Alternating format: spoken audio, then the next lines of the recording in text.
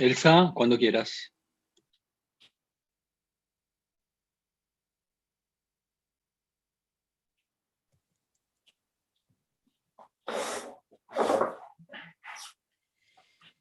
Muy buenas tardes, mi nombre es Elsa Barber, soy la directora del Instituto de Investigaciones Bibliotecológicas de la Facultad de Filosofía y Letras de la Universidad de Buenos Aires. Vamos a dar inicio a la charla 2 del Instituto, titulada Observatorio de Investigación Pasado, Presente y Futuro de la Bibliotecología en Entre Ríos.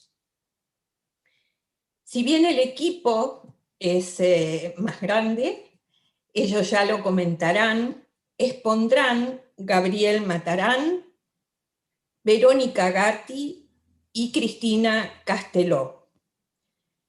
Yo quiero comentarles un poquito cómo surge este observatorio, ya que también estoy involucrada en él.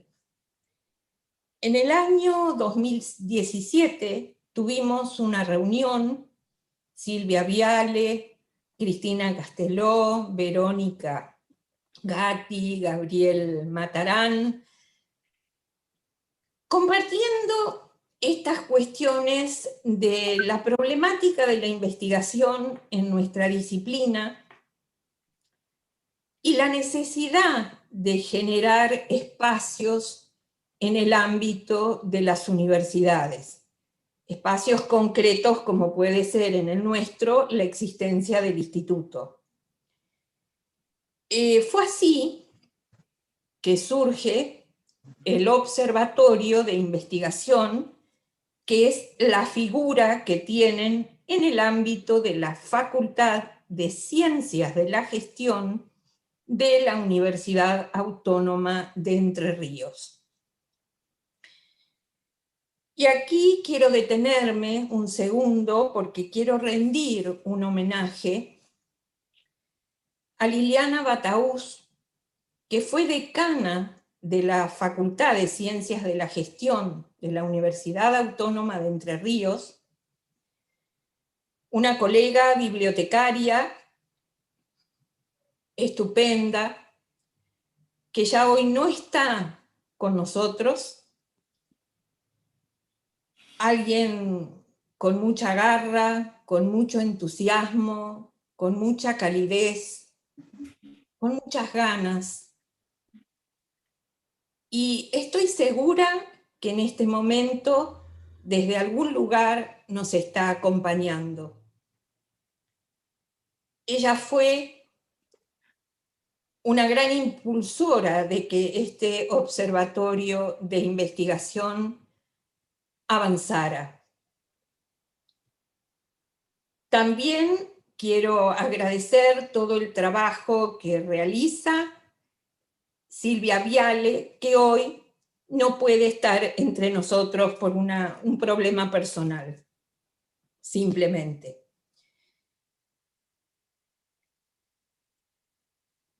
Este grupo está integrado por un grupo de colegas de diferentes áreas del conocimiento, de filosofía, de historia, de administración, de bibliotecología, de archivología. También lo integran estudiantes y graduados de la carrera de bibliotecología. En realidad, yo no me voy a detener en este momento a hacer una enumeración de la función, misión y objetivos del observatorio. Creo que a todos aquellos a quienes les interesen pueden solicitarnos esa información. Voy a mencionar simplemente algunas que considero muy importantes. En primer lugar, despertar vocaciones científicas entre los estudiantes, impulsar las investigaciones, formar recursos humanos para la investigación en el campo de la bibliotecología, constituir una red académica en bibliotecología en Entre Ríos como un ámbito de intercambio y cooperación entre los docentes e investigadores de las diferentes escuelas de bibliotecología que existen en la provincia. En una primera instancia, el observatorio entonces pretende realizar su primera contribución mediante una línea de investigación histórica, que es la que se presenta hoy, y una contribución fundamentalmente a la inexistencia de la historia de la bibliotecología en Entre Ríos. De modo que le voy a dar la palabra a Gabriel Matarán para que comiencen a contarnos qué es lo que han realizado durante este periodo. Muchas gracias y nos vemos luego. Gabriel, te cedo la palabra. Bueno, buenas tardes a todos y a todas. Desde ya que una alegría enorme de poder participar de este ciclo de charlas del INIBI. Un agradecimiento a través de la figura de Elsa Barber por la invitación. Y lo que nosotros queremos acá es presentar son los primeros resultados de un trabajo de investigación en curso sobre la historia de la enseñanza de la bibliotecología en la provincia de Entre Ríos. Como bien señalaba Elsa, este trabajo se inscribe dentro del observatorio que se llama Presente, Pasado y Futuro de la Bibliotecología en Entre Ríos, y nosotros en particular acá nos vamos a centrar en el aspecto del pasado, ¿no? De ahí que el trabajo tenga esencialmente una mirada histórica, ¿no? Lo que yo me voy a centrar en estos minutos es un poco, al no verme no me puedo, me desoriento un poquito con la exposición, digamos, ¿no? Pero lo que quiero presentar acá, o lo que queremos presentar acá en esta parte, son las decisiones teóricas que hemos tomado, los elementos conceptuales, cómo hemos pensado el objeto de indagación, y después me voy a centrar en lo que nosotros denominamos el primer momento constitucional, que es un poco más una historia narrada de fechas con acontecimientos y con algunos procesos, ¿no?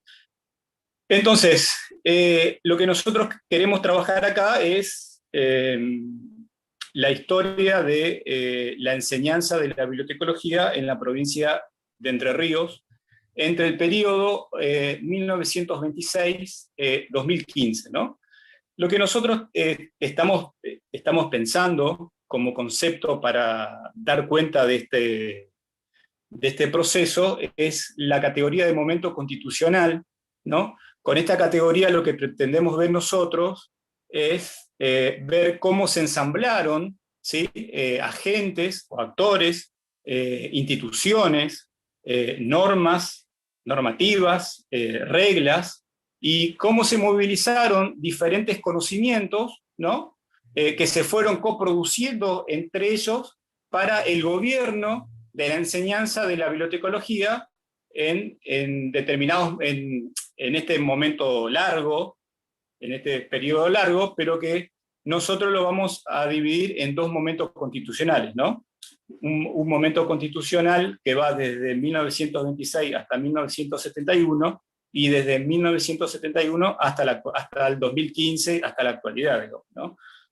Como siempre, las periodizaciones tienen un rasgo de arbitrariedad. Sin embargo, nosotros hemos tratado de encontrarle una unidad de sentido para poder establecer ciertos límites, ¿no? Entonces,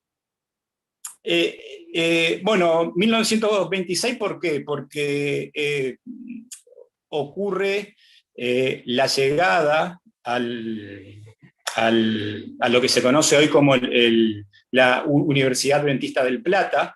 Antes era el Colegio Adventista del Plata, con la llegada en 1926 de Eugene Moore, ¿sí? Que ya vamos a saber cuál es su importancia en esta historia, y vamos a cerrar la historia en el 2015, cuando se crea el profesorado en historia en la Facultad de Ciencias de la Gestión, en la Universidad Autónoma de Entre Ríos, ¿no? Entonces, ese es el periodo trabajado,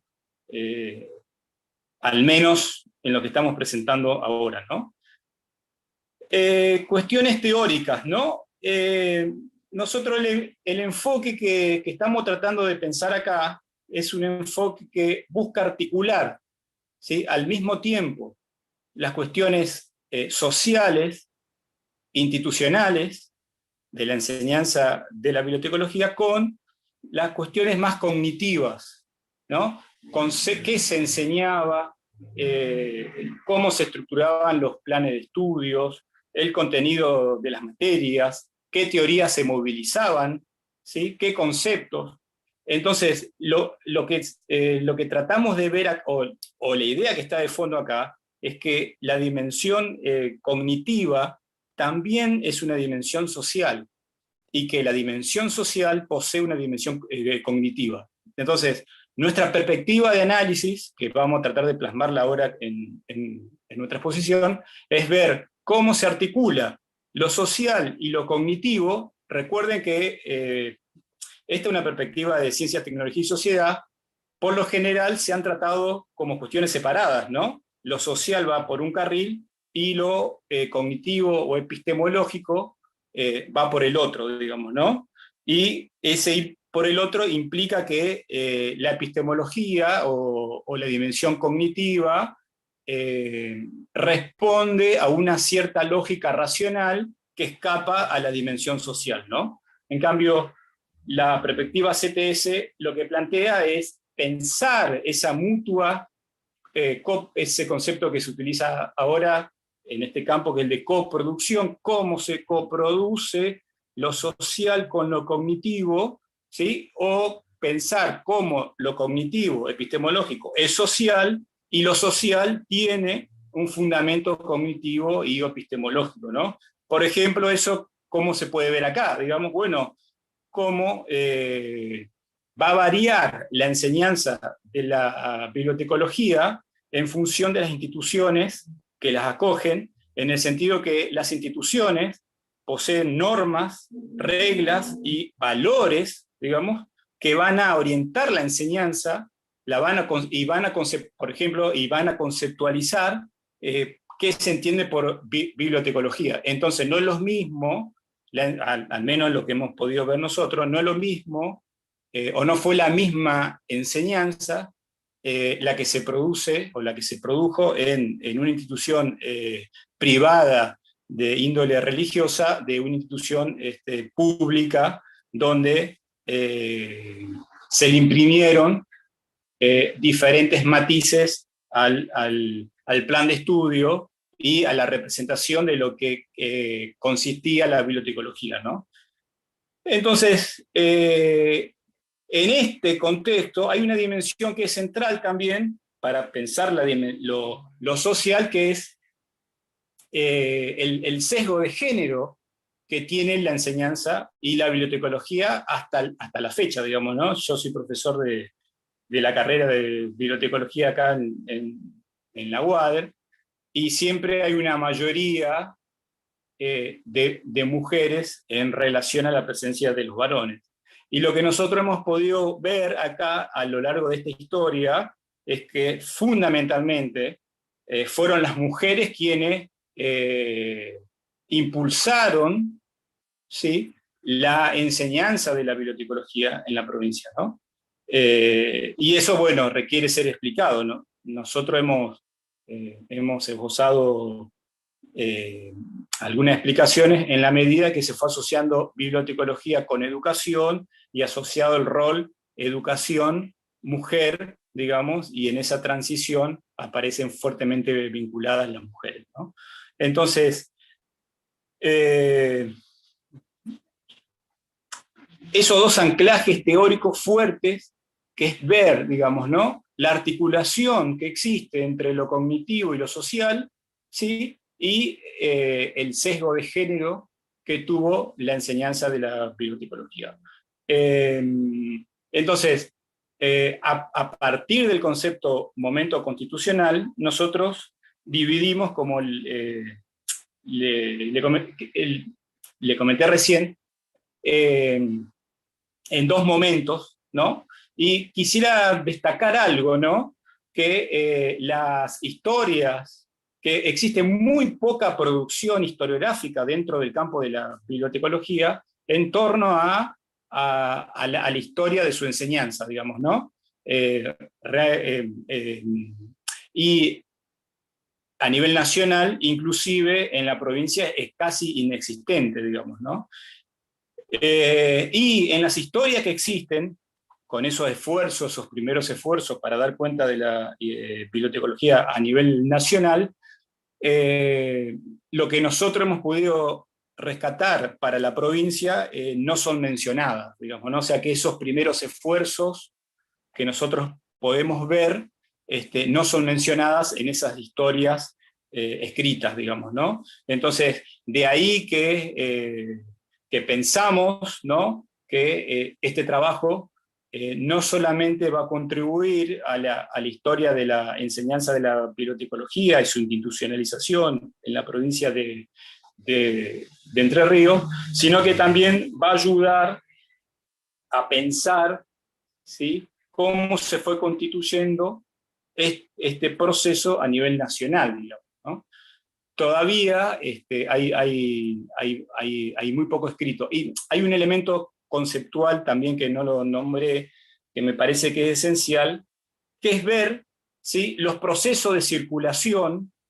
Me estaba olvidando de dos decisiones importantes, digamos. Una es, si bien nosotros nos centramos en la provincia de Entre Ríos, ¿sí?, esa que es una categoría, es un preconcepto, es una unidad preconstruida jurídica y políticamente, ¿sí?, es necesario, a la vez de tener en cuenta esa constitución, que la bibliotecología, ¿sí?, tiene una dimensión nacional e internacional, digamos, ¿no?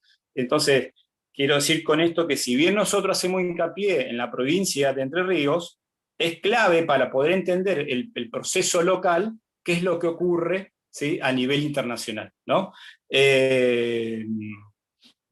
Y en ese proceso ver los procesos de circulación de conocimiento que se produce entre el nivel internacional, el nivel nacional y el nivel local, ¿no? Entonces, para no profundizar más y ahondar más en lo teórico, ¿no?, quisiera decir brevemente algunas cuestiones, ¿no? Como decía, en 1926 llega a la provincia, al entonces Colegio Adventista del Plata, ¿sí?, Eugene Moore, ¿sí?, que no se había formado en bibliotecología, pero que había hecho un curso como estudiante cuando se formó, ¿sí? Él vino acá a dar clase de física y matemática, y como había tenido ese curso, había hecho ese curso, y en la medida que los docentes siempre daban muchas materias, le encarga el entonces director del instituto, del colegio, ¿no?, que organice la biblioteca, ¿no? Y va a ser el primero. Hay una historia de la biblioteca, no se sabe bien la fecha de creación, etcétera, etcétera, pero con él se produce la primera catalogación de un libro, y creemos que en la provincia de Entre Ríos en 1927, ¿no?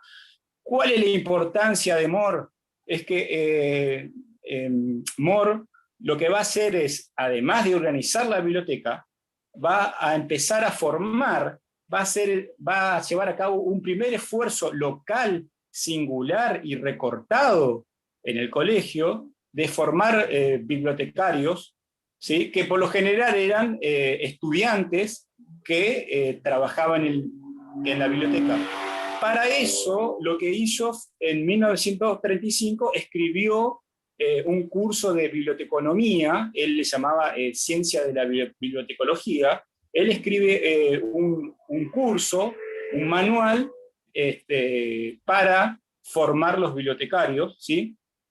Y lo que es relevante para nosotros, que con Moore se introduce Dewey, o el sistema de clasificación decimal, ya en la década del 30 en la provincia de Entre Ríos, ¿no? Entonces, ahí podemos apreciar el proceso de circulación del conocimiento, cómo empieza a circular ese conocimiento.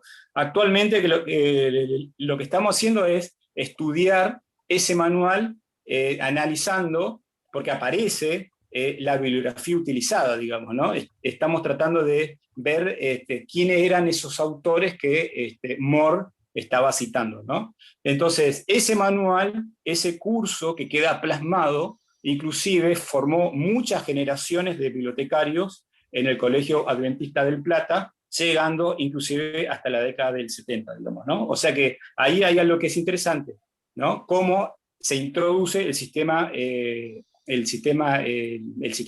clasificación decimal de Dewey en la provincia, y quizás en la Argentina, ¿no?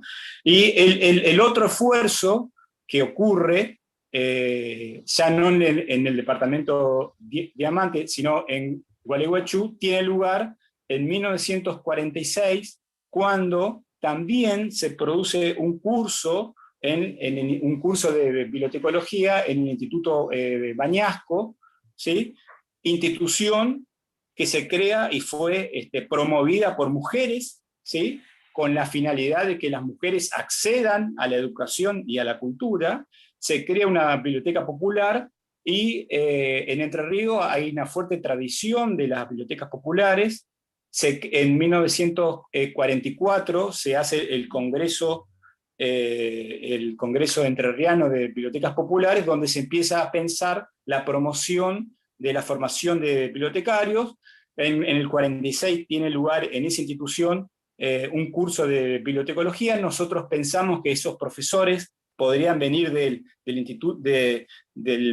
Museo Social, ¿sí? Y entonces ahí también empezamos a ver el proceso ya no de circulación externo, sino el proceso de circulación interno del conocimiento. Como verán, estos dos son cursos, ¿sí?, bien técnicos, centrados o en catalogación o en clasificación, exclusivamente, ¿sí? Y a nivel de las normativas, en este periodo, lo que empieza a aparecer, básicamente hay una política de promoción de bibliotecas populares, ¿sí?, post la ley de Sarmiento, y por otra parte, en 1933, la Constitución de Entre Ríos sanciona o promueve la creación del Consejo General de Educación, que va a ser el órgano diferenciado al interior del Estado provincial, que se va a dedicar exclusivamente a las cuestiones de educación, ¿no? Esta institución es la que va a empezar a normar, a legislar fundamentalmente sobre el oficio, sobre quiénes pueden acceder a las direcciones de las bibliotecas, además de crear y de promover la creación de bibliotecas pedagógicas y bibliotecas escolares. Bueno, no me quiero extender más, dejo la palabra a mis compañeros, que van a continuar con esta historia. Bueno, gracias, Gabriel. Buenas tardes a todos. Bueno, yo específicamente voy a mencionar lo que hace el segundo momento constitucional de la carrera de bibliotecología. Específicamente nosotros podemos marcar tres cuestiones clave. Por un lado, lo que es la enseñanza de la bibliotecología en el ámbito privado eclesiástico, en el ámbito público, y después la injerencia también de la UNESCO. Bueno, con respecto a la enseñanza de la bibliotecología en el ámbito privado eclesiástico, en Paraná específicamente, vemos la creación del Instituto Teresa de Ávila, que durante el gobierno de Onganía, las políticas educativas a la provincia de Entre Ríos eran manejadas por Monseñor Tortolo, arzobispo de Paraná, que específicamente con su aval, en 1966, crea el Instituto Teresa de Ávila con el fin de formar maestras con valores cristianos y reforzar el orden social imperante. Esa era, diríamos, la idea motora, donde la Iglesia va a llenar un vacío, diríamos, de su presencia en las tareas educativas en el nivel superior, en función de sus intereses, a la vez que buscaba expandir su influencia en la sociedad entrerriana. Bueno, 3 años más tarde, este instituto va a cambiar su nombre por el Centro de Perfeccionamiento Docente, pasando a formar parte de lo que es la Facultad de Filosofía y Letras de la Universidad Católica de Argentina. Católica Argentina. En 1969 también va a comenzar a dictarse la carrera de bibliotecología, que otorgaba el título de bibliotecario con 3 años de estudio, con un título intermedio de 2 años de auxiliar de biblioteca, y con esto comienza lo que es una tradición en la formación de bibliotecarios y bibliotecarias en el marco de la formación docente en los institutos terciarios. Por eso nosotros lo mencionamos específicamente. Las carreras tenían una fuerte impronta humanista,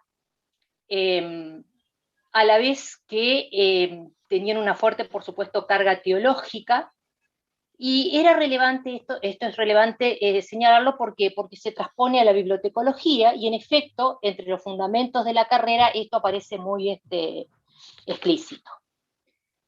Otro caso va a ser en Victoria, con la creación también del Instituto Superior del Profesorado de San Benito, que va a ser otro esfuerzo, diríamos, en el ámbito eclesiástico, que va a tener lugar en 1984, cuando se erigen las primeras carreras de bibliotecario y profesor en bibliotecología.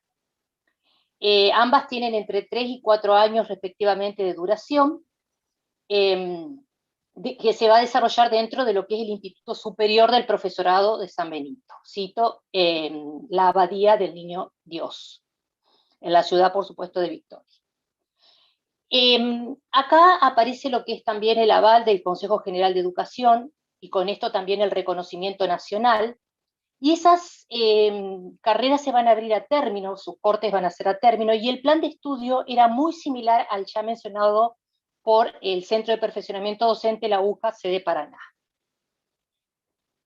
En otra instancia yo recién mencionaba lo que es la injerencia de la UNESCO dentro de este periodo que nosotros, diríamos, parcializamos,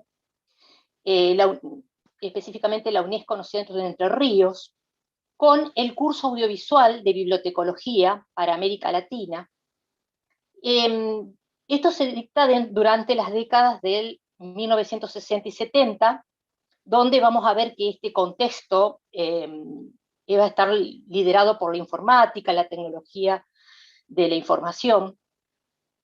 Y en ese contexto, diríamos, se va a originar un diseño diferente en este mundo bibliotecario, con la irrupción de materiales, por ejemplo, audiovisuales, como la fuente de información, que van a provocar la incorporación de nuevos contenidos en las bibliotecas tradicionales librescas.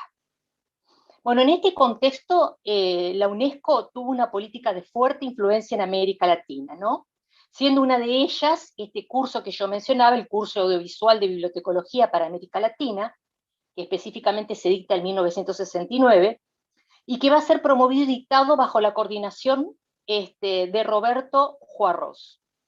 El curso va a ser concebido por el Departamento de Documentación, Bibliotecas y Archivo de la UNESCO.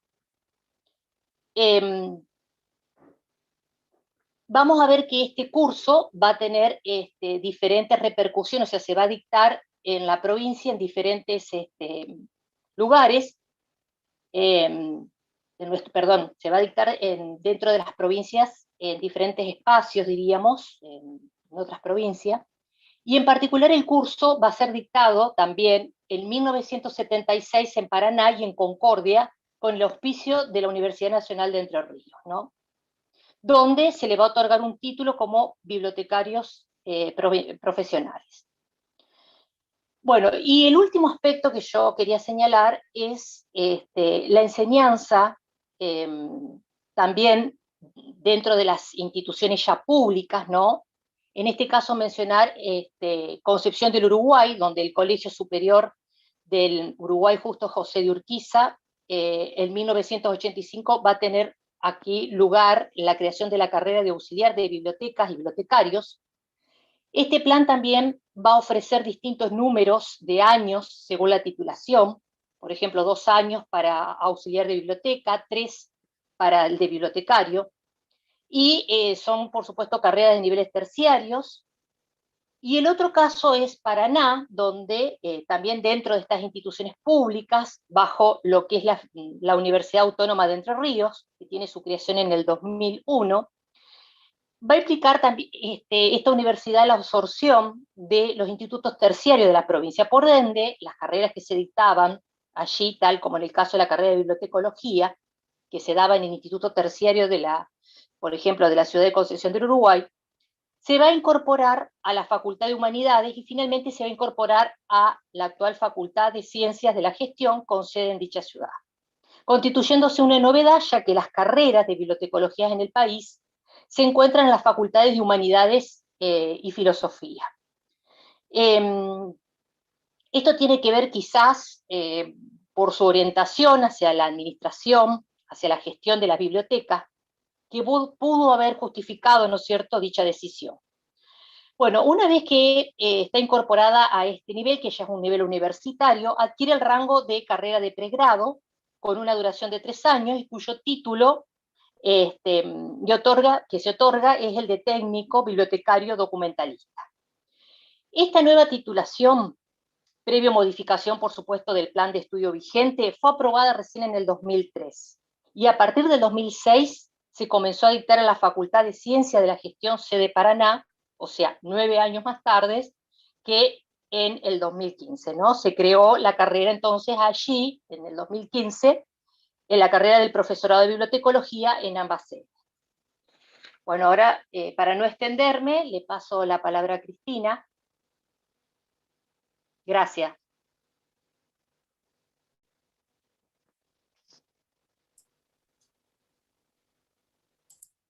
Bueno, buenas tardes a todos, espero que me escuchen bien.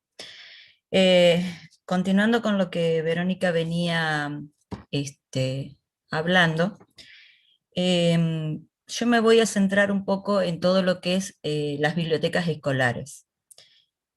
Las bibliotecas escolares en la provincia han tenido, digamos, todo un devenir, ya que desde épocas, digamos, se intentó crear bibliotecas escolares dentro de la provincia en escuelas provinciales. Eso es un hecho muy importante porque la provincia apuesta a tener sus propias bibliotecas en este tipo de escuelas. Una vez que todo esto comienza a ponerse en marcha, recordemos que en ese momento teníamos escuelas provinciales y escuelas nacionales, lo cual marcaban ciertas diferencias. Recordemos que las bibliotecas provinciales, sobre todo en Entre Ríos, estaban ubicadas en zonas muy desfavorables, lo cual hacía muy propicio tener la biblioteca en esos lugares.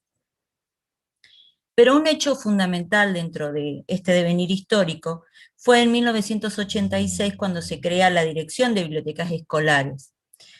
Digamos que puedo decir que lo viví en carne propia porque era muy joven y fue realmente algo muy bueno para nosotros como bibliotecarios tener esta dirección de biblioteca. Era un lugar a donde podíamos ir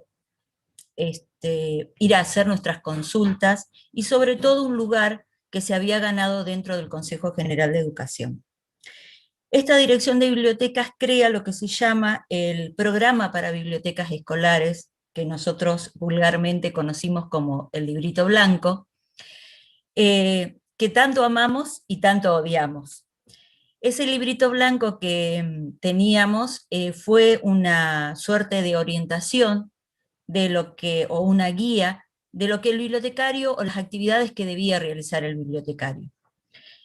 En algunos momentos ese librito, digamos, nos pesó mucho porque muchos directivos no entendían nuestra actividad, entonces pretendía que hiciéramos todo lo que estaba pautado en ese libro. Así que fue un algo paso a paso enseñar a todo el mundo que no debíamos hacer todo, sino que eran solamente guías de trabajo para el bibliotecario. Si bien la Dirección de Bibliotecas Escolares con el tiempo desaparece dentro del Consejo General de Educación, otro hecho importante que se produce es el programa para el funcionamiento de bibliotecas escolares, que lo promueve la Dirección de Planeamiento del Consejo General de Educación. Este documento del cual yo fui parte, fue algo muy novedoso, porque recuerden que para la época que nosotros elaboramos este programa, se había sancionado la Ley Federal de Educación por una parte, y entonces nos hacía que nosotros nos repensáramos dentro de esa ley. Es así que se incluyen los CBC, digamos, dentro de la programación de lo que son ese programa que intentábamos de funcionamiento de bibliotecas escolares, donde al bibliotecario se le da una función, pero ya no de bibliotecario, sino de mediador, sino de pareja pedagógica con el docente. Es decir, comienza a aparecer otro tipo de figura, rompiendo el esquema que se venía trayendo de que el bibliotecario solamente estaba en la biblioteca y no podía hacer intervenciones pedagógicas. Cabe aclarar que esa resolución todavía está en vigencia y amerita una revisión y modificaciones, ya que desde la época que se la creó hasta el momento ha habido muchos cambios en la biblioteca escolar. Si bien hablando de resoluciones y de legislación y normativas, ha habido muchas dentro de la bibliotecología en bibliotecas escolares. Y sería muy largo en este momento enumerarlas. Pero sí podemos decir de que estas legislaciones han, por un lado, favorecido la inclusión del bibliotecario dentro de las escuelas. Es decir, el Consejo de Educación reconoce la titulación del bibliotecario y lo incluye. Pero también podemos decir que ha producido tensiones, o sea, no todo ha sido un mar de rosas, porque en determinados momentos esas legislaciones han puesto por delante la titulación docente, entonces el técnico bibliotecario o el bibliotecario quedaba en desventaja con respecto a los docentes que se le daba, digamos, esa prioridad.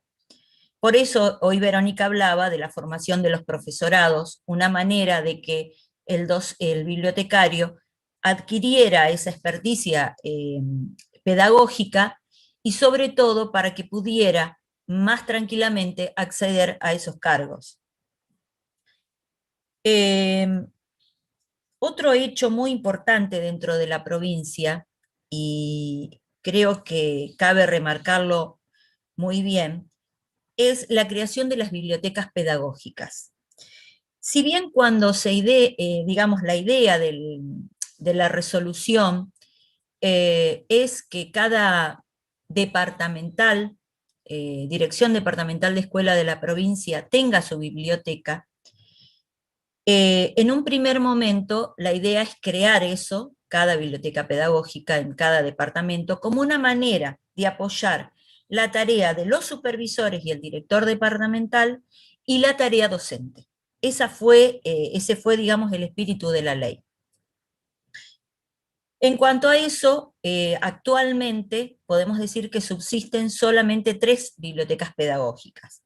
La Biblioteca Pedagógica de Colón, la Biblioteca Pedagógica de Concordia y la Biblioteca Pedagógica de Paraná. Que tanto la Biblioteca Pedagógica de Colón como la Biblioteca Pedagógica de Paraná son parte de la Red Nacional de Bibliotecas. Con esto hacemos referencia a que son los referentes de la Biblioteca Nacional aquí en Entre Ríos. Y otra cuestión también muy importante que Gabriel hoy marcó, fueron las bibliotecas populares. O sea, nosotros tenemos 2 campos muy importantes dentro de la bibliotecología, que mirar también en futuro muy profundamente, que son las bibliotecas escolares y por otro lado las bibliotecas populares. Una de las cuestiones, y que Silvia Viale siempre remarca, es que Entre Ríos tuvo bibliotecas populares antes de la ley Sarmiento. Eso es un punto muy importante dentro de todo este devenir. Si bien la legislación de la provincia adhiere a la ley de Sarmiento, por otra parte también sanciona sus propias reglamentaciones para las bibliotecas populares. Y aquí me quiero detener en algo muy importante. Las bibliotecas populares en Entre Ríos, desde 2012, cuentan con una ley específica de patrimonio y edificios, lo cual lo hacen bienes sociales inembargables. Es decir, tanto el edificio como el patrimonio de la Biblioteca Popular no se puede tocar. Entonces, creo que este punto hace que las bibliotecas populares tomen un valor realmente muy importante dentro de la provincia. Si bien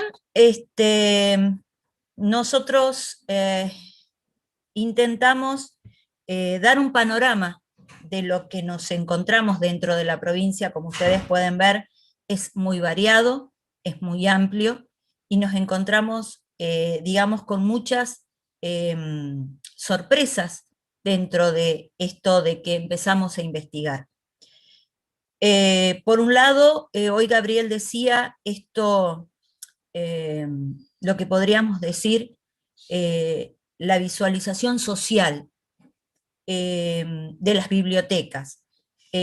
Por un lado, la legitimación dentro de el Consejo General de Educación, el poder acceder a los cargos, pero por otro lado también empezar a repensar, y esto adentro del grupo, qué es lo que se enseñaba dentro de las carreras, dentro de los cursos, cómo se enseñaba, y también quiénes accedían a esos cursos y a estas carreras.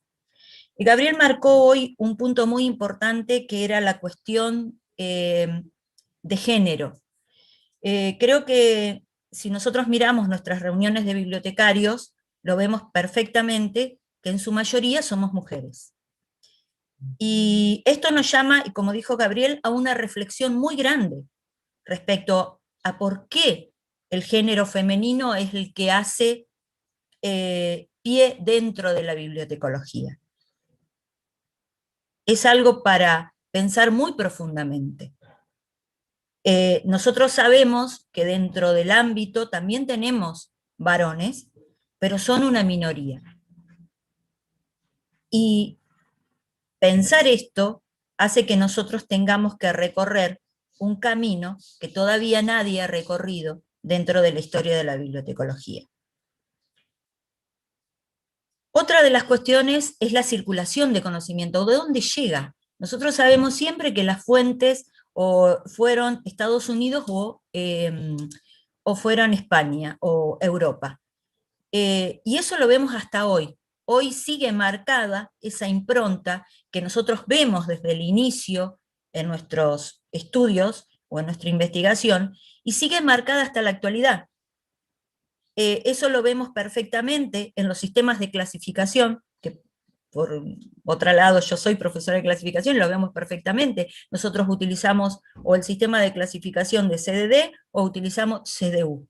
Y eso se ve marcado en dos pensamientos totalmente diferentes. Mientras uno es pragmático, otro es más, digamos, conceptual, más a que el bibliotecario tenga que hacer ciertas reflexiones sobre el documento que está tratando. Y como vemos, esas dos cuestiones también salen plasmadas dentro de esta historia que nosotros estamos tratando de reconstruir. Y se da hasta nuestros días. Estas dos teorías o estas dos líneas de pensamiento. Yo creo que como siempre reflexionamos en el grupo, nos queda mucho camino y mucho por hacer, mucho que repensar y mucho que pensar. No solo en la parte pedagógica, sino en la parte legislativa y en la parte de género. Quedan muchas cuestiones, por ejemplo, las tensiones Estado-gremio, que se dan cuando el gremio, y a ver, esto es una cuestión personal, por ahí nosotros decimos se pone de parte de. Entonces, esas tensiones también, empezar a mirarlas y a ver de dónde vienen, por qué se provocan, y hacen que todo esto tenga una agenda que nosotros tengamos que, a largo plazo, que trabajar. Antes de cerrar, quiero... Espérenme un minuto que no pasa el slide.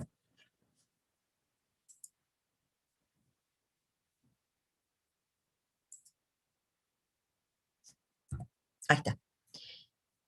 Quiero dar un agradecimiento muy grande, primero al INIBI, que fue el primero que nos abrió las puertas para comenzar esta investigación. Graciela y Balú fueron quienes nos recibieron y nos dieron toda la información con la cual nosotros partimos para hacer todo este trabajo. Agradecer al Instituto Mañasco que nos haya abierto sus archivos.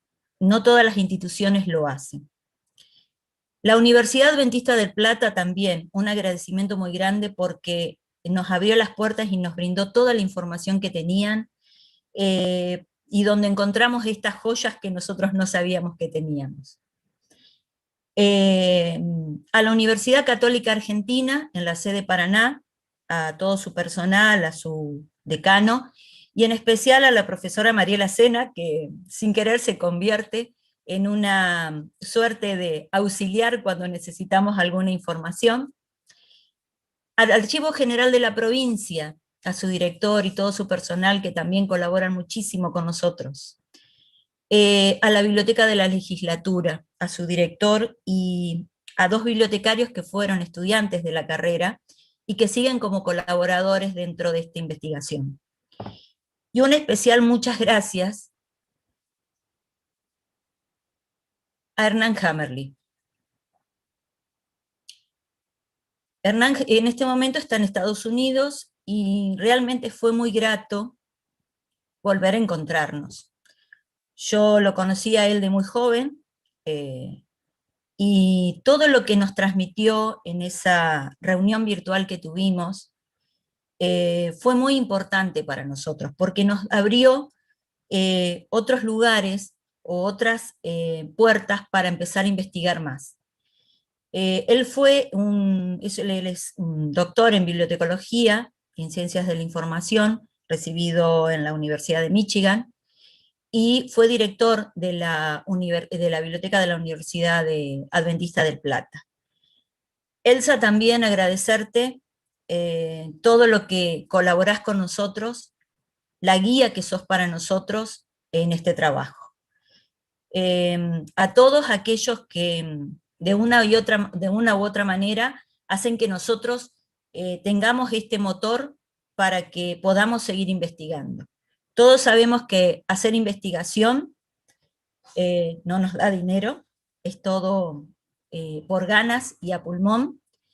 Y también agradecer a nuestra universidad y a nuestra facultad que haya confiado en nosotros y sobre todo que todavía nos acompañen en todo este proceso. Muchas gracias. Bueno, muchas gracias a las expositoras, a Cristina, a Gabriel, a Verónica. La verdad que es un trabajo fenomenal. Ojalá que este sea el trampolín para que se surjan nuevas investigaciones a nivel país, en otras provincias. Tenemos muchas preguntas. Acá en YouTube también comenzaron las preguntas, como en Zoom. Quiero arrancar con la primera pregunta, y es, ¿cómo piensan continuar el proyecto de investigación de aquí en adelante? Dígame quién arranca. No sé, Gabriel o... Bueno, Gabriel. sí, como verán, hay una agenda grande todavía para seguir investigando. Fundamentalmente creo que hay que seguir profundizando en esto que le planteaba yo, en estas dos dimensiones, digamos, ¿no? En la cuestión social, institucional, y fundamentalmente en la cuestión más interna, cognitiva, epistemológica, en cuanto a los planes de estudios, a los contenidos más finos, qué se enseñaba en catalogación, qué se enseñaba en clasificación, qué otras materias acompañaban a la formación del bibliotecario, bibliotecaria, ¿no? Seguir profundizando, como decía Cristina, en la normativa institucional, seguir profundizando en la cuestión de género. Lo que estamos armando en este momento para presentar son dos cuestiones. Bueno, una es un trabajo para ser publicado, que ya tenemos un borrador hecho. Nos falta ajustar acá con las preguntas que nos puedan hacer ustedes. Y la otra cuestión es armar un proyecto, un PIDAC, que nos sirva de soporte para seguir profundizando. Ahí leo propuestas de forma colaborativa. Hay una idea que tenemos nosotros, que es la posibilidad de armar una red de investigación para otros grupos que le interesen estos temas, en la medida que nosotros no podemos ponderar con mucha precisión lo que pasó en la provincia si no sabemos lo que ocurrió en otras provincias, digamos, ¿no? Y como verán ustedes, hay una íntima relación entre lo que ocurrió acá con lo que ocurrió en otros lugares, con Buenos Aires, con Santa Fe, etc. Entonces, pero como no se sabe mucho sobre lo acontecido en la provincia y en otras provincias, son resultados provisionales, donde no nos permite tener una perspectiva de larga duración para poder ponderar con más precisión tanto sean los modelos explicativos y o comprensivos sobre lo que ha acontecido en la provincia, digamos, ¿no? Pero siempre pensando en esto que yo les decía a ustedes, que les planteamos, pensando en los movimientos de circulación y reapropiación y resignificación de los conocimientos bibliotecológicos, pensando en la singularidad, ¿no? de los diferentes de las diferentes experiencias históricas, ¿no? O sea que hay mucho por seguir investigando. Este es el primer avance significativo en cuanto a, luego de haber hecho un primer relevamiento de fuentes documentales y de entrevistas orales que se ven plasmados en este trabajo, ¿no? Gracias, Gabriel. Quiero hacer, dos preguntas que hizo Rosa Monfasani en YouTube, que refieren a cuestiones de ubicación. En primer lugar, ustedes refieren a la existencia de leyes bibliotecológicas a principios del periodo en que comentan. Ella pregunta en dónde si se pueden conseguir, en dónde están, si es física o digital. Y en segundo lugar, pregunta qué instituciones educativas de bibliotecología existen actualmente en la provincia. Bueno, en cuanto a todo lo que es legislación,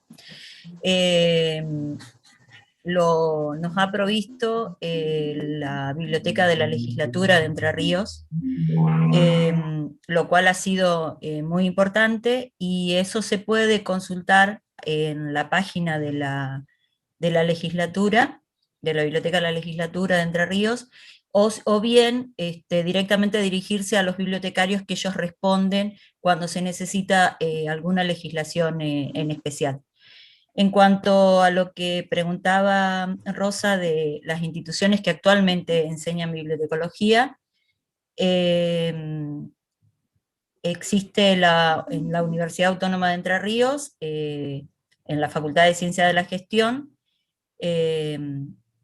una nueva carrera, porque antiguamente tenía la denominación de técnico bibliotecario documentalista, y actualmente, desde el año pasado, tenemos la carrera técnico universitario bibliotecario documentalista, con una nueva visión.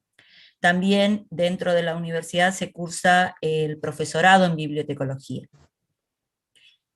Por otra parte, estas son carreras presenciales. Si bien actualmente no se puede hacer y son de carácter virtual por cuestiones de pandemia. Y sí, también en la Universidad Católica de Argentina, sede Paraná, se cursa la carrera de bibliotecario, que tiene una duración también de 3 años, pero es totalmente virtual. Espero haber respondido. Si hay algo más. Perfecto. Dos preguntas de tipo histórica. La primera, que claramente todos estamos interesados, es de Graciela Giunti. ¿Qué características tenían esas bibliotecas populares antes de la promulgación de la ley de Sarmiento? Y, Bueno, perdón, la segunda, que esta sí es personal, quisiera saber si hubo, a quienes consideran ustedes impulsores de la bibliotecología entrerriana, además de Moore, ya que noto que no mencionaron a muchas personas. Te doy el pase. Sí. Bueno, vamos por lo primero. Las bibliotecas populares en Entre Ríos en general surgen por una cuestión social de la, digamos, necesidad de acceder a la lectoescritura. Eso es fundamental. Y generalmente tienen una cuestión del barrio, una cuestión de que esas bibliotecas son muy apegadas a los pueblos. Entonces es una cuestión donde se revaloriza sobre todo la cultura de esos lugares. Generalmente funcionan en casas antiguas o en lugares, digamos, algunas sí tienen lugares modernos, pero generalmente tienen sus lugares propios y un personal que se dedica exclusivamente a bibliotecas populares y acciones hacia la sociedad. Eso es lo más importante que creo que tiene la biblioteca popular. Pero sí te puedo decir que tenemos muchas bibliotecas populares, pero sobre todo en el interior de la provincia, que es lo que hace que esa riqueza de la biblioteca popular hacia digamos, esa pequeña sociedad ahí dentro de ese pueblo o esa ciudad en el interior. Y lo otro que me había preguntado... ¿A quienes consideran impulsores de la bibliotecología entrerriana? Mira, nos está costando encontrar nombres. El primero que encontramos fue el de Irving Moore. Lo que tenemos que desentrañar ahora es quiénes fueron estas primeras mujeres que impulsaron el curso de bibliotecología en Gualeguaychú, porque no está muy claro, inclusive ahí nos faltaría, por ejemplo, entrar a las actas que se deben haber elaborado dentro de la Biblioteca Popular para saber cómo, y otro hecho importante que también nos interesa mucho es saber quiénes fueron los capacitadores de esos cursos, porque eso también nos daría la idea de qué es lo que se dio y con qué teorías se trabajaron esos cursos. Debemos tener en cuenta que no solo fue en Gualeguaychú, sino que también fue en Diamante, que es otro lugar que en la Biblioteca Popular Diamante, donde tenemos que ir a buscar esa información dentro de las actas, pero ya de la Biblioteca Popular. Perfecto. Hay en YouTube hay un intercambio muy interesante Sí. entre la profesora Floriana Colombo y la profesora Rosa Monfasani, a la cual le mandamos un saludo a ambas. Con respecto a la cuestión de género, Floriana Colombo comenta, aunque los varones son una minoría, las 3 bibliotecas más grandes del país, la Biblioteca Nacional, la Biblioteca del Congreso y la Biblioteca de Maestras y Maestros, los directores son hombres, a lo que Rosa le comenta, sí, pero con diferencia de roles en cuanto a la bibliotecología. Mientras que Floriana le responde, el rol de responsabilidad máxima de las 3 instituciones está en manos de 3 varones. ¿Qué opinión tienen ustedes? Mira, esto fue una discusión dentro del grupo, justamente que si bien la mayoría somos mujeres, los cargos de poder los lleva el hombre. Y si eso lo mirás y lo haces una traspolación a muchos lugares, también sucede lo mismo. casi siempre los lugares de poder están ocupados por varones. Son pocos los lugares de poder a los cuales la mujer accede. El caso que tenemos como, digamos, fuera de todo esto fue el de Elsa en la Biblioteca Nacional, el de Graciela Perrone dentro de la Biblioteca de Maestros, pero después son muy pocos los casos en que bibliotecarios pueden acceder, y de formación bibliotecaria, pueden acceder a esos cargos. Una reflexión que por ahí se dio entre el grupo y también otros grupos charlando esta cuestión de género, que fue qué hacemos nosotros y cómo le decimos al estudiante que puede llegar a ese cargo, si ese cargo lo ocupa, tal vez, y perdón, no es por ofender, pero está ocupando, por ejemplo, en la Biblioteca Nacional un escritor. Y hoy no tenemos un referente desde la bibliotecología con lineamientos claros, y voy a hacer algo que no debo, pero creo que todos lo pensamos, estamos a las puertas de las RDA y no nos hemos sentado a pensar cuáles van a ser las líneas que vamos a trabajar y cuáles van a ser los procedimientos que vamos a llevar dentro de RDA. Esas líneas tienen que salir de la Biblioteca Nacional, y hoy no tenemos un referente que nos diga, este es el camino. Creo que la bibliotecología tiene que retomar eso, tener esos grandes referentes que siempre tuvo para esos lineamientos. Más allá que sean mujeres o varones, más allá de la cuestión de género.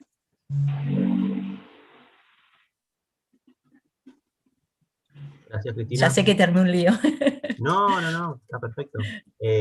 Rosa Monfasani comenta aclara de que Perrone no es bibliotecaria, sino... Bueno, exactamente, socióloga. Exactamente, lo mismo sucede en la Biblioteca Nacional, en este momento. Perfecto. Karina López pregunta interesada si se puede acceder a este trabajo de investigación desde algún sitio web. Por el momento no, hasta que publiquemos, que será muy prontito, que tengamos la publicación, y ahí sí van a poder acceder en sí a la investigación. Genial, ojalá sea pronto. Siguiendo con la línea cognitiva epistemológica, me pregunto, ¿desde qué línea interpretativa planean abocarse al estudio de los programas de estudio? Bueno, yo te lo puedo responder mejor, Gabriel. Muy bien, Gabriel, todo tuyo. Bueno. No, básicamente lo que se trata es identificar los contenidos, los conceptos, las teorías. Por supuesto que hay una cuestión que no vamos a poder indagar en principio, que son las prácticas de enseñanza, digamos, ¿no? Lo que vamos a poder ver nosotros son el currículum más bien formal, visible, y no el invisible en cuanto a prácticamente cómo se enseñaba y qué se enseñaba en el aula, digamos, ¿no? Pero salvo que encontremos algunas notas, algunos apuntes de cátedra de algún estudiante que nos permita acceder a eso, o algunas notas de clase de algún docente que nos permita hacer visibles esas cuestiones, digamos, ¿no? Lo que se va a tratar de identificar, y que es una tarea también, es ver las corrientes teóricas de la bibliotecología a nivel internacional también, digamos, ¿no? Si es posible hablar de teorías, o una teoría europea, o si es posible hablar de una escuela europea, o una escuela angloamericana, o una tradición, digamos. Esas son discusiones que se dan mucho en el campo de la historia de la ciencia, por ejemplo, con qué conceptos trabajar, digamos, ¿no? Si tradición, escuela, estilos, por ejemplo, estilos de pensamiento, ¿no? Si es posible ver alguna escuela, o si dentro de una escuela hay muchas corrientes internas, etcétera, etcétera, digamos. Pero básicamente lo que vamos a tratar de ver nosotros es, bueno, digamos, tratando de reconstruir eso, que hay algunos trabajos a nivel internacional, digamos, que que problematizan esa cuestión, ver qué pasó en Entre Ríos en cuanto, al menos, las materias que se enseñaban. Pienso, por ejemplo, digamos, esto que yo les decía a ustedes, digamos, cómo se articula la cuestión social con la cuestión epistemológica. En el Teresa de Ávila se pensaba, digamos, ¿no?, la bibliotecología para el perfeccionamiento del hombre, digamos, ¿no? Entonces, el contenido de lo que se enseñaba estaba más orientado a la cuestión filosófica, hacia las materias humanísticas, y, por supuesto, con materias como antropología filosófica o teología, ¿no? No así en la UADER, ¿no? Que cuando se constituyó la carrera, lo que se pensaba era la bibliotecología en función, digamos, de la sociedad y de la demanda de información, ¿no? Y entonces la orientación del plan de estudio se articulaba más con materia hacia las ciencias sociales y hacia la gestión, introduciendo también que la cuestión de la documentación.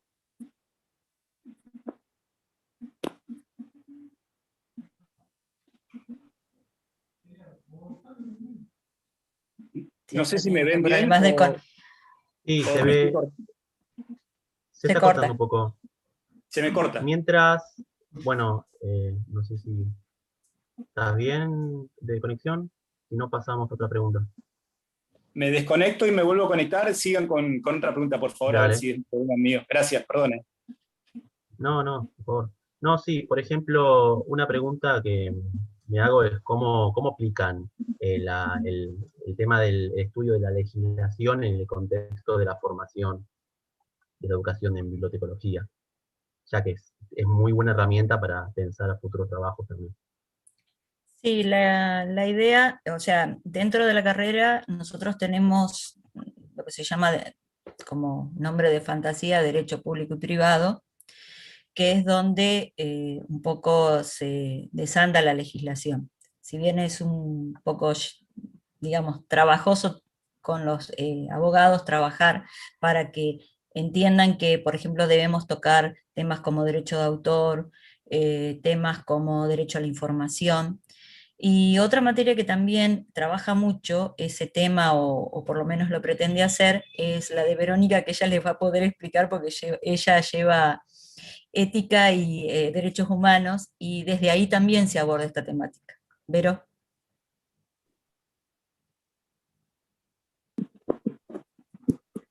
Estoy complicada con el audio. Sí, sí. Con respecto a la legislación, lo que nosotros trabajamos específicamente dentro de lo que es la cátedra, tiene que ver más que nada con el tema del derecho de autor, ¿no es cierto? Y la ética bibliotecaria. A partir de esas dos cuestiones, porque como es una cátedra cuatrimestral, ¿no es cierto?, trabajamos hechos específicos que tienen que ver con la relación inmediata a la práctica.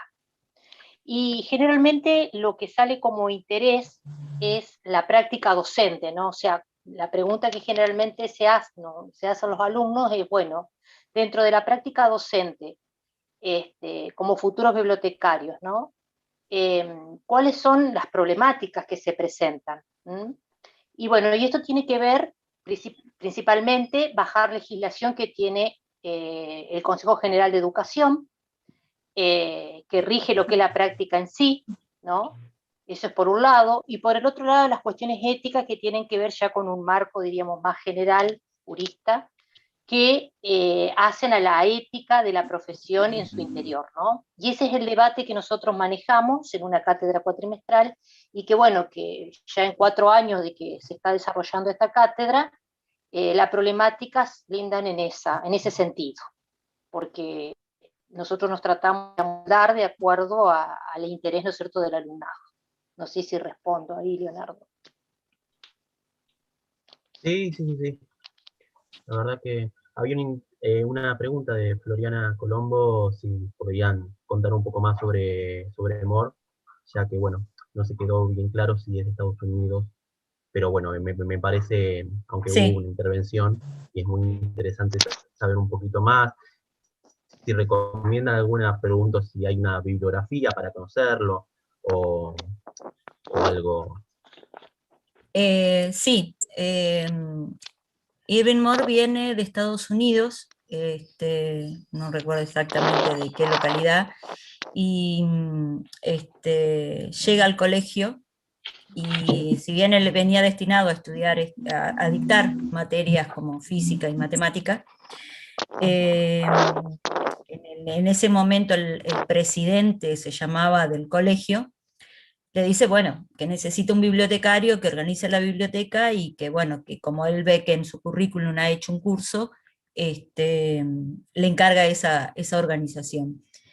Hay una biografía que está en el Colegio Adventista del Plata sobre Irving Moore, que es en la que nos hemos basado, y también lo que los bibliotecarios de la UAP llaman el librito verde, que es lo que nosotros hoy podríamos decir, o estaría muy cerca, de un manual de procedimientos o una cuestión de procesos técnicos, cómo llevarlos a cabo. En ese libro realmente fue muy impactante cuando lo vimos, porque él describe en ese libro, desde que llega el libro a la biblioteca hasta que está en el estante, y sobre todo cómo catalogar un libro, cómo clasificar un libro, cómo es la atención al público, cómo la deben hacer, cómo llevarla a cabo. O sea, realmente fue muy interesante encontrar ese documento, porque nosotros todavía para esa época en Argentina no la pensábamos a la biblioteca de esa manera. Y eso fue como que rompe los esquemas, rompe toda esa estructura que nosotros veníamos pensando en lo que se venía llevando en Argentina en la década del 20 y 30. Muy bueno, ¿verdad? Interesante estas personalidades. Por último, bueno, Gonzalo Cabral hace una pregunta que hay que discutir, la verdad, acerca de cómo se trabaja, cómo podemos trabajar la cuestión de la enseñanza ligada a enfrentarnos a la visión estereotipada de la bibliotecología como mera cuestión técnica, desligada de la cuestión, ¿no?, humanística. Bueno, no sé, Cristina, si Sí, vos querés dale, que yo... dale. Bueno, con respecto a lo que es la enseñanza de la bibliotecología en sí, ¿no es cierto? O sea, el futuro profesor de bibliotecología, hay que pensarla como docente, ¿no? De ahí la necesidad que se nos planteó a nosotros, cuando la carrera del profesorado, enseñarles a planificar, ¿no? Pensar una clase, qué enseñar, qué contenidos enseñar, esa selección de contenidos tan importante, ¿no es cierto?, que tienen que ver con un criterio temporoespacial, señalar después los objetivos que yo quiero para el grupo al cual voy a transmitir, y finalmente, ahí sí, cómo transmitir la labor bibliotecológica a partir de las actividades que les propongo a la hora de enseñar, o sea, de este proceso de enseñanza y aprendizaje. Entonces, acá a nosotros se nos presenta una doble, diríamos, un doble desafío. Por un lado lo evaluaríamos como docentes, ¿no es cierto?, en la puesta en práctica, y por otro lado lo que tiene que ver con la actividad bibliotecológica. Entonces, por ahí cuando hoy mencionaba el famoso librito verde de Cristina, mi pregunta era, más allá del contenido, ¿no?, de ese libro, ¿cómo lo usaríamos, ¿no?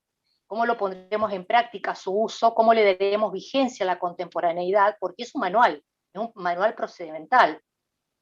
¿Cómo lo enseñaríamos, ¿no? Y es una fuente, una documentación nodal a la hora, hoy por hoy, de enseñar también, ¿no?, desde sus orígenes, la bibliotecología.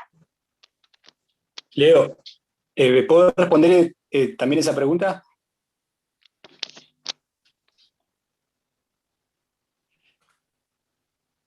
Todo tuyo. ¿Me escucha?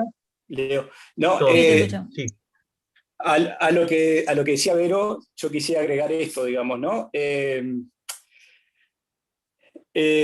La formación del bibliotecólogo, se haga visible o no, se articula con un orden social del conocimiento, digamos, ¿no? Es decir, toda sociedad tiene un orden social, supone un orden del conocimiento, digamos, ¿no? O sea, lo social supone conocimiento. Lo que quiero decir que el sistema de clasificación de Dewey, por ejemplo, es una forma de clasificar, porque lo que estamos clasificando en última instancia es conocimiento, digamos, ¿no? El orden de los libros es un orden de conocimiento, ¿no? Entonces, más allá que se quiera, como si uno puede decir, se quiera despolitizar la formación del bibliotecario, el bibliotecario tiene una formación política en cuanto que reproduce un cierto orden del conocimiento, y en todo caso lo que habría que hacer es formar un...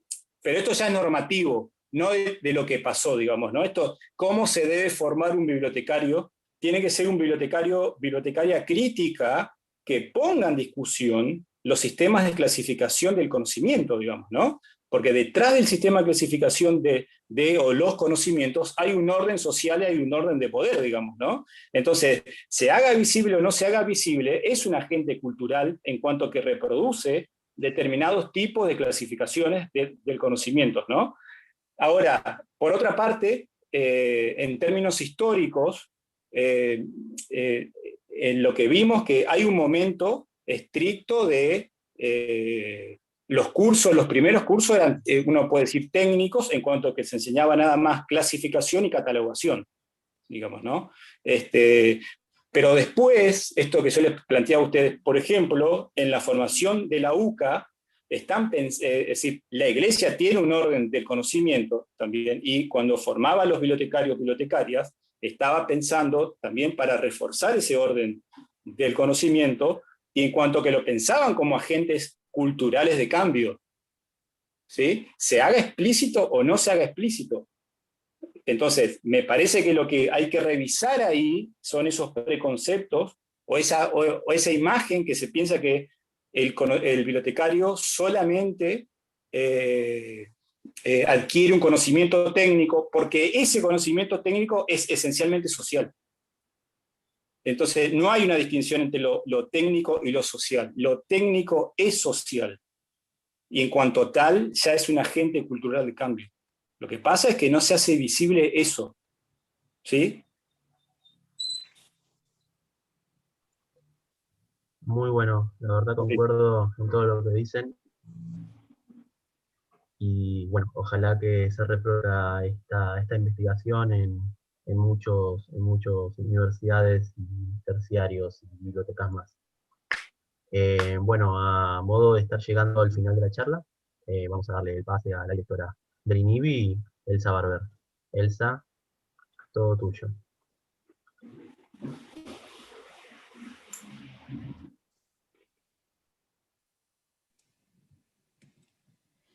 Gracias Leonardo. Bien.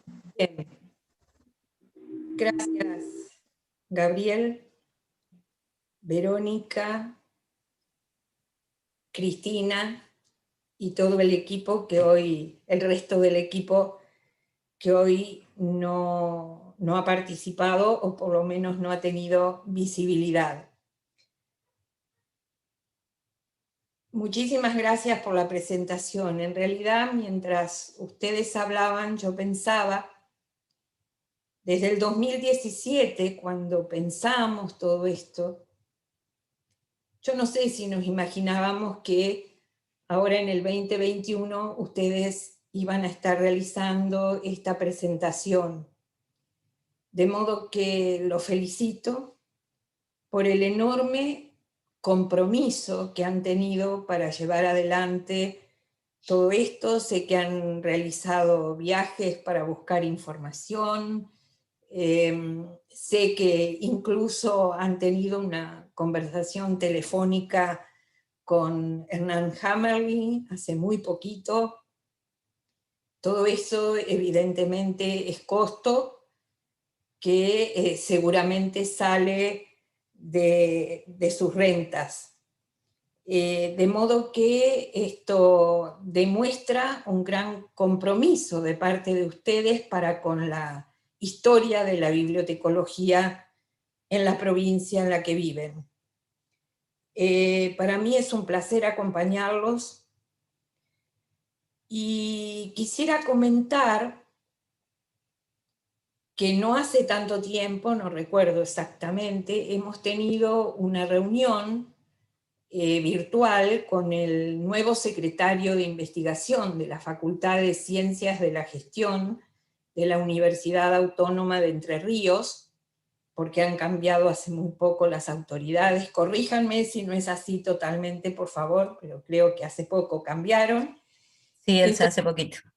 Gracias, Cristina. El objetivo en realidad era darle a conocer al secretario de investigación la existencia del observatorio, en qué consistía, quiénes éramos, qué se está haciendo y hacia dónde vamos y si se iba a contar con apoyo o no. Realmente a mí me pareció muy interesante la conversación. En un momento el secretario de investigación nos comentó que es muy incipiente la investigación en realidad en el ámbito de la Facultad de Ciencias de la Gestión de la UADER, y vio con mucho gusto el hecho de la existencia de este observatorio de investigación, comenzando con esta primera línea, que podríamos decir histórica, del pasado, presente y futuro de la bibliotecología en Entre Ríos. Allí incentivó con respecto a que se deben generar otras líneas de investigación, o, digamos, entusiasmar, generar una especie de semillero, entre comillas, de gente que quiera investigar. Consideró que el equipo estaba integrado con colegas de una muy buena formación académica, y la importancia de, dado que tiene este nivel de formación académica el equipo, la importancia de generar en los nuevos graduados el incentivo por la investigación, presentando proyectos en el ámbito del CONICET.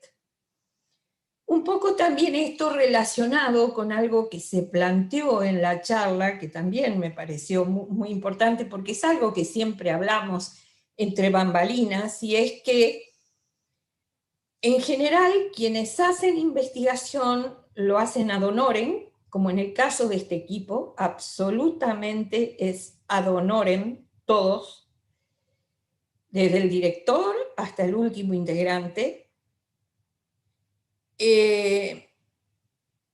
y él piensa como pensamos nosotros en realidad, que es muy difícil dedicarse a la investigación sin una renta, sin tener una renta, sin tener un incentivo. Si bien esto se había pedido en su momento para algunos integrantes del observatorio, bueno, no se logró, como ustedes saben que suele suceder, pero el que él lo plantee, porque lo planteó él, el tema de que las cosas ad honorem, es cierto, uno puede comenzar con muchas ganas y luego va decayendo, va decayendo, va decayendo, porque hay otras cosas que hacen que nosotros tengamos que hacer como profesionales para poder sobrevivir. De modo que me pareció interesante que planteara el tema de investigación ad honorem versus investigación rentada, y que considerara que era importante, por otro lado, que fuera rentada, porque para investigar se necesita tiempo, necesitamos tiempo. Si no tenemos tiempo, es muy difícil investigar, es muy difícil escribir papers, es muy difícil presentar proyectos, etcétera, etcétera. Es decir, tenemos que tener tiempo. De todo eso hablamos con el secretario de investigación de la Facultad de Ciencias de la Gestión de la UADER, Y yo creo que quedamos todos entusiasmados y creemos que es un gran desafío continuar con esto e ir por un poco más allá de esta línea de investigación histórica e ir pudiendo generar otras líneas de investigación. No quería dejar de compartir esto con ustedes porque no siempre se da la oportunidad de poder hablar directamente con un secretario de investigación acerca de la creación de un ámbito de investigación en su propia facultad. Para finalizar, agradecemos a la Secretaría de Investigación de la Facultad de Filosofía y Letras, al Centro Cultural Universitario Paco Urondo, a todo el personal del INIVI, a Leonardo Silver y a todos ustedes que nos han acompañado durante esta charla y que nos acompañan con un intercambio tan rico y tan exquisito de preguntas. Y ahora ya quisiera invitarlos para dentro de 15 días, o sea, en este caso no va a ser un día jueves, sino que va a ser un miércoles, el miércoles 7 de abril, a las 17 horas, en que María Rosa Mostacchio, ya nos vamos de San Juan y de Entre Ríos y volvemos a Buenos Aires, donde María Rosa Mostacchio y Gisela Porcel nos van a comentar una investigación titulada Hacia la gestión de la información de la investigación. Entonces, como les decía, los esperamos el día 7 de abril a las 17 horas y muchísimas gracias por acompañarnos. Que tengan un buen fin de día y que pase la tormenta en Entre Ríos. Muchísimas gracias.